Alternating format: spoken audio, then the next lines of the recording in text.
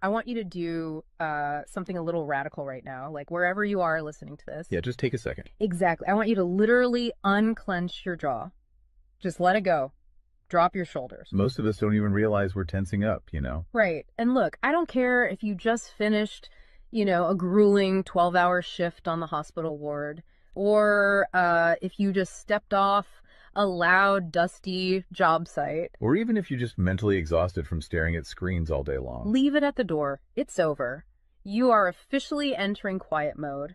So just take a deep breath. That's the baseline we need for this. It really is. And now I want you to look at the phone sitting next to you, or maybe the smartwatch on your wrist. Every single time that screen lights up, every time it buzzes, it steals exactly 23 minutes of your life. Welcome to the deep dive. It really is a staggering number to confront when you put it like that. 23 minutes Yeah. from one buzz. Yeah, because we tend to measure interruptions in like the seconds it takes to glance at a screen, right? Whoa! We completely ignore the massive cognitive debt we incur the moment we look away from our deep work. And that cognitive debt, that is exactly the central target of our mission today. Okay, let's unpack this. We are exploring The Sovereign Architect's Guide by Chillstar 08. Specifically, episode 6, which is titled Deep Work Dynamo, How to Finish Your Week in 4 Hours. Right. And if you remember in our last deep dive, we talked about installing drawing those boundaries and reclaiming your personal space. But clearing the space is just step one. It actually reveals a much deeper, much more intimidating problem. Yeah, the void. What are we actually supposed to be building in that silence we just fought for? Because if we don't have a blueprint, the noise of the world is just going to rush right back in to fill it. Oh, for sure. We have this natural horror of a vacuum. The second our schedule opens up even slightly, our instinct is to pack it with activity. We just have to be doing something constantly. Exactly. We are culturally conditioned to equate motion with progress. Yeah. But Chillstar 08 introduces a really brilliant distinction here. She talks about the trap of idling. I love this concept so much. Think about a car engine, right? Mm-hmm. The engine is running, the pistons are firing, it's burning through all this expensive fuel, making a ton of noise and vibration. But the car is in park. Yes, it isn't going anywhere, and that is what most of our daily quote-unquote busyness looks like. We feel incredibly productive because we are in constant motion. Right. You check a text message while you're sitting at a stoplight. Or you answer a quick email while walking from your car to the front door. You stare at a spreadsheet on your laptop while, your family dinner is sitting right in front of you, literally getting cold. And that right there is the illusion of productivity.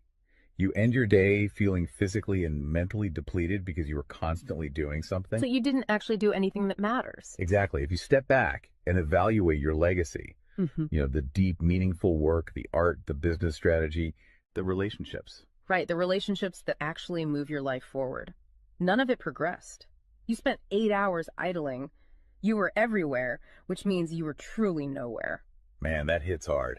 And this brings us back to that terrifying 23-minute statistic from the research she cites. I don't want to just gloss over this. No, we definitely shouldn't. Because understanding the mechanism behind it is crucial. Why does a 5-second distraction cost us almost half an hour?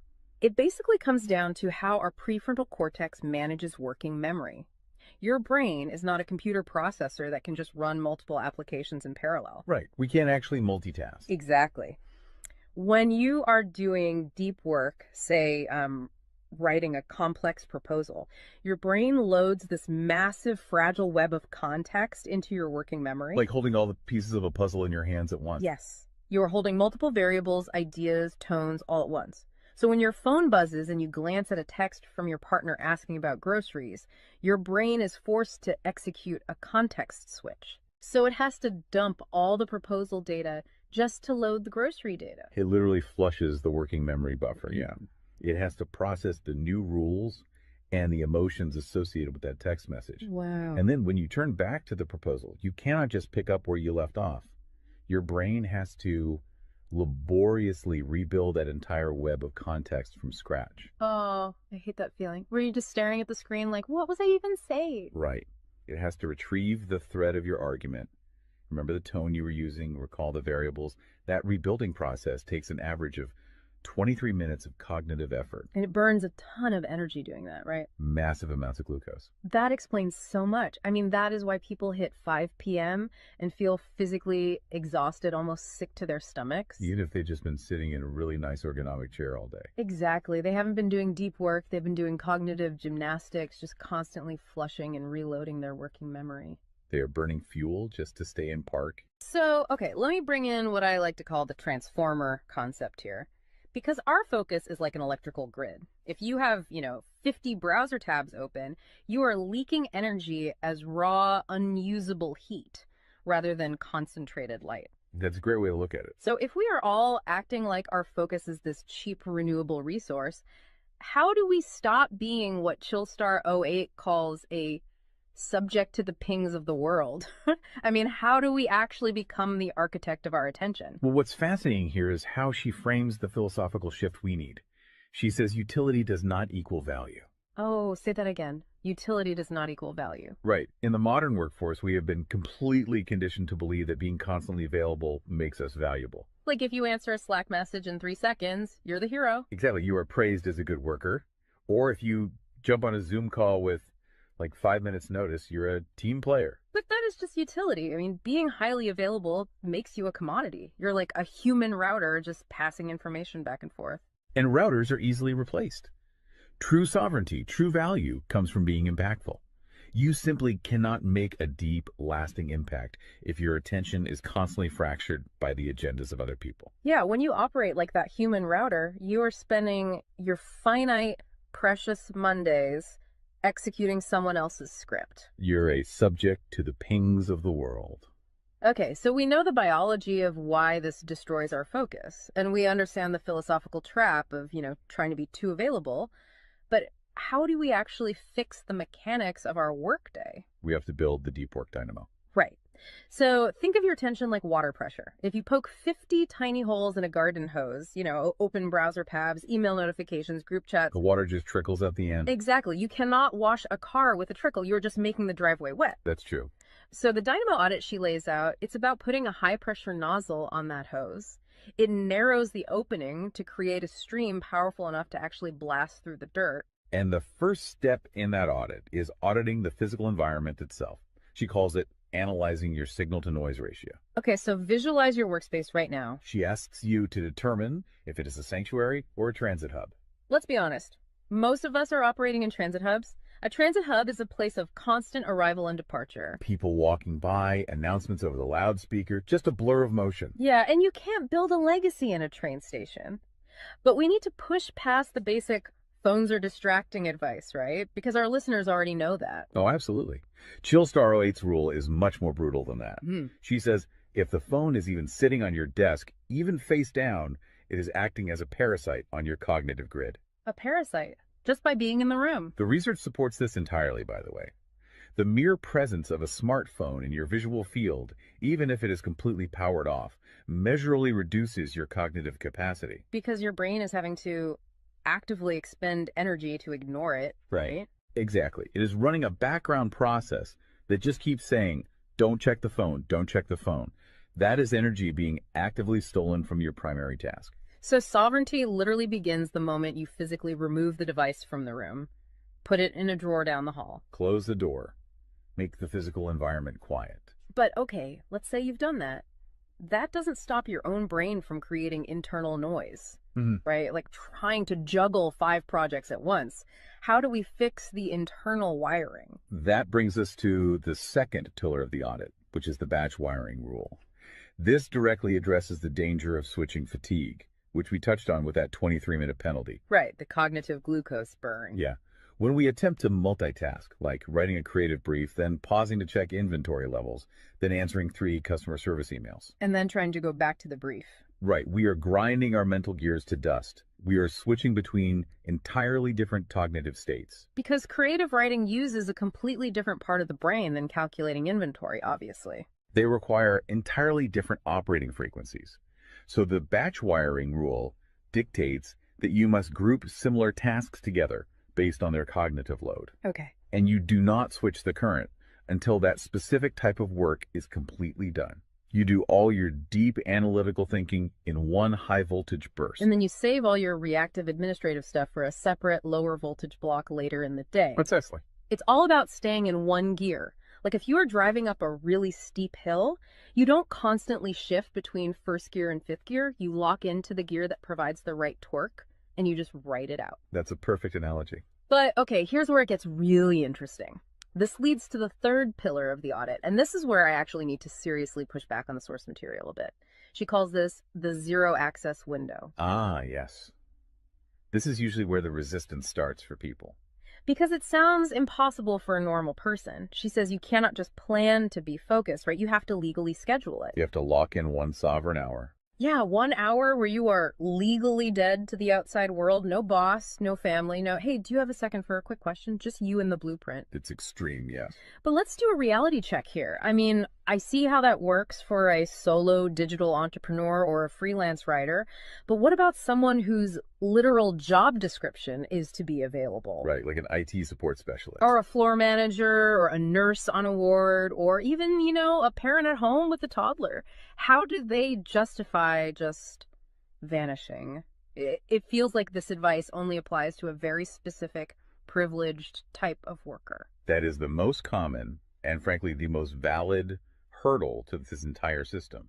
But we really have to look at how the principle scales, and we have to look at the internal psychology of the worker. Okay, walk me through that. First, let's address the context of Chillstar '08's own life. She is not some solitary monk living on a mountain. She is a wife, a mother, and a grandmother. Oh, wow. Okay. Yeah, and she runs a luxury travel agency and a digital marketing business. Her entire professional and personal life is built around communication and client management. She probably receives hundreds of legitimate demands on her attention every single day. So she is really in the thick of it. She isn't just speaking from some ivory tower. Far from it. She implements the zero access window because of those demands, not in spite of them. Now, for the IT manager or the nurse, obviously, you cannot vanish while on active duty if your role is acute response. Right. You can't ignore a burning server or a patient monitor. Exactly. But the principle applies to the deep work surrounding the active duty, the scheduling, the charting, the strategic planning. Even in highly reactive jobs, there is legacy work that gets pushed to the margins. That makes sense. And the challenge isn't just logistical, it is deeply psychological. It's the internal guilt, isn't it? Yes, exactly. People feel like bad employees or bad parents or bad partners when they set a hard boundary. Yeah. We tie our entire self-worth to our responsiveness. We think, if I am not instantly available, I am failing them. Man, that is so true. We feel guilty for taking an hour to ourselves. But setting a zero access window is not about neglecting your family or your team. It is about condensing your high level work into massive, high impact bursts of energy so that you can actually be present later. Wow. Okay. Consider the alternative. If you don't carve out that absolute focus, you end up giving your family or your team partial fractured attention for 12 hours straight. Exactly. You are physically at the dinner table, but mentally you are drafting an email. Or you are sitting on the floor playing with your kid, but you're checking a Slack notification over their shoulder. You are trading constant low quality availability for scheduled high quality presence. It is entirely about communicating boundaries to protect the quality of the time you do give people. You tell your team, look, I am going offline for 60 minutes to finish this crucial report. If the servers literally catch fire, call this specific emergency number. Otherwise, I will address all questions at 11:00 a.m. Right. You aren't vanishing to hide. You are vanishing to get the work done efficiently so you can actually live your life. Which brings us to the ultimate why behind this entire system.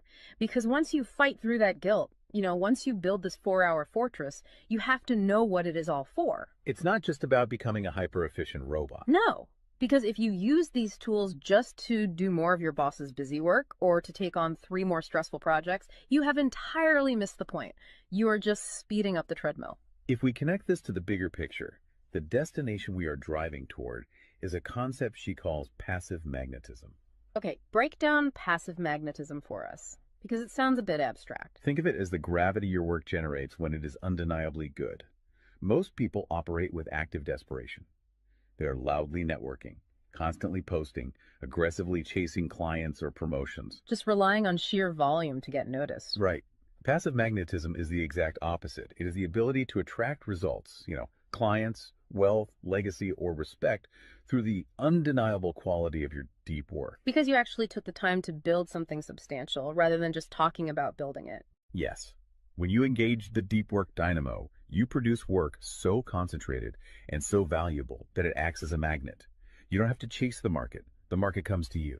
And the ultimate prize of achieving that passive magnetism isn't just more work.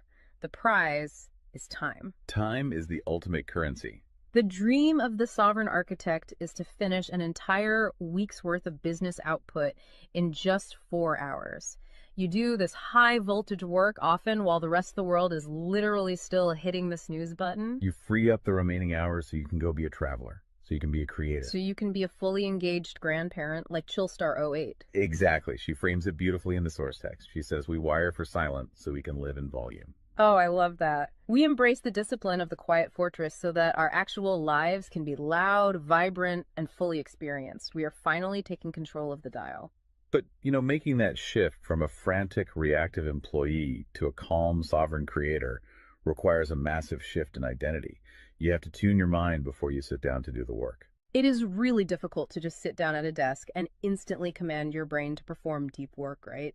Especially if you've spent the last hour navigating traffic and listening to the news. You need a transition ritual to cross that threshold. And Chillstar 08 provides something for this transition called the Chillstar's Creed. It is designed to be a grounding frequency. It really centers you. Yeah, so I want you, the listener, to use this. I want you to imagine a slow, steady heartbeat in the background. Just a deep, resonant 528 hertz frequency. Just let the frequency of these words settle into your mind before you initiate your deep work. Ready? Take it in. I am grounded in peace. I am reaching for my stars. My light is my own. I am a star and I will shine bright. I will reach for the sky. I release what was. I embrace what is becoming. Using a creed like that is just such a powerful behavioral trigger. It really shifts your state. When you speak those words, even just internally, you are consciously reminding yourself that your light, your focus, your energy is your own. It does not belong to your inbox. This does not belong to the algorithm. Right. You are releasing the frantic energy of the morning and embracing the sovereign focus of the architect. So we always want to translate this high-level theory into ground-level reality for you. We don't want you to just listen to this and go right back to idling. Definitely not. Here's your 1% install. This is your micro-win to take action on this deep dive immediately. Tomorrow morning, before the world starts demanding your attention, before you check a single news site or open your email, I want you to set a timer for exactly 60 minutes. Put your phone in another room entirely. Yes, physical distance. Do not open any extra browser tabs. Pick one legacy task, just one, and flip the switch on your very first sovereign hour. And be prepared for it to feel incredibly uncomfortable at first. Your brain will crave the dopamine hit of a notification. Oh, you will feel an almost physical itch to check your messages. But if you can sit in that silence, if you can endure that initial friction, you will watch the dynamo start to spin. You will enter that flow state, and the old blueprints of hustling and grinding will be completely burned away. And look, if you want the actual templates to automate this piece, the specific tools and step-by-step guides to build the system out completely and protect your location-independent freedom, you can join the Sovereign Fortress on the Chillstar 08 school community. All the blueprints are there waiting for you. They really are. As we wrap up this deep dive, I want to leave you with one final thought to explore on your own. We have spent this entire session talking about the mechanics of work. We've talked about condensing your week's output into just 4 hours of pure, undistracted focus. But if you actually achieve that, you're going to be faced with a beautiful, kind of terrifying question. What's that? Who are you going to become in the remaining 164 hours of your week? What if your true legacy has absolutely nothing to do with what you produce while you are busy, but entirely to do with who you are when you are finally completely silent? Wow. Unclench that jaw. Drop those shoulders. Step into the quiet. Go be great and flip the switch. We'll see you on the next deep dive.